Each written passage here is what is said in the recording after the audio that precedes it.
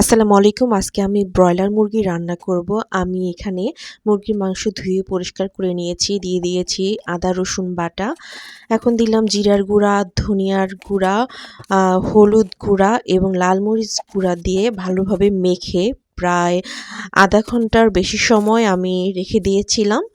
আ আপনারাও রেখে দিবেন। আর এখন দিয়ে দিলাম হচ্ছে লবণ, সামান্য পরিমাণে তেল দিব।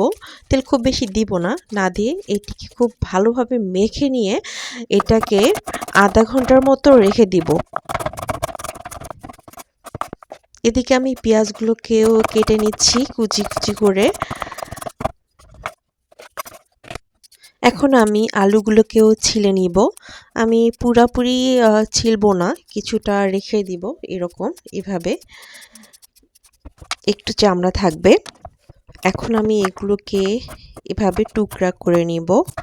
এদিকে চুলায় একটি পাত্র বসিয়ে দিয়েছি, দিয়ে দিলাম রান্নার তেল। এখন দিয়ে দিব তেজপাতা, এলাচ, ছোট এলাচ, আর এটা হচ্ছে বড় এলাচ, দারচিনি দিয়ে এটিকে খুব ভালোভাবে ভেজে নিতে হবে। যখন এর মধ্য থেকে ফ্লেভার বের হবে এবং এলাচগুলো ফুলে উঠবে, ঠিক সেই সময়ে এর মধ্যে আমি দিয়ে দিব পেঁয়াজ কুচি। এই ফুলে উঠেছে, এখন দিয়ে দিলাম পেঁয়াজ কুচি। পেঁয়াজটাকেও কিছুক্ষণ ভেজে নিতে হবে।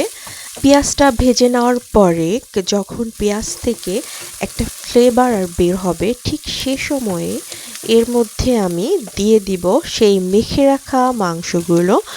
এই তো আমি সেই মেখে রাখা মাংসগুলো দিয়ে দিলাম। দিয়ে এখন এটাকে খুব ভালোভাবে একটু নাড়াচাড়া করব।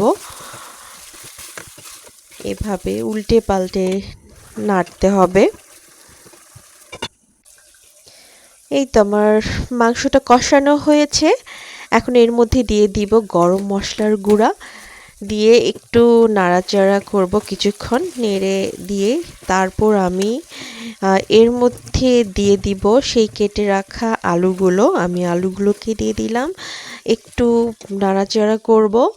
তা আলুগুলোর সাথে মাংসগুলো কিছুক্ষণ কষিয়ে নেব। এই তো আমার আলুগুলো প্রায় কষানো হয়েছে। আমি এখন এর মধ্যে দিয়ে দিব হচ্ছে পানি ঝোলের জন্য।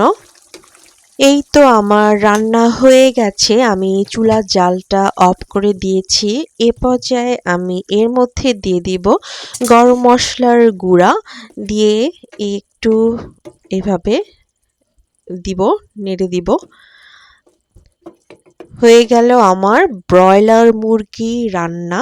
দর্শকবৃন্দ, আমার ভিডিওটি আপনাদের কাছে কেমন লেগেছে তা অবশ্যই কমেন্ট করে জানাবেন। আপনারা ভালো থাকবেন, সুস্থ থাকবেন। আল্লাহ হাফেজ।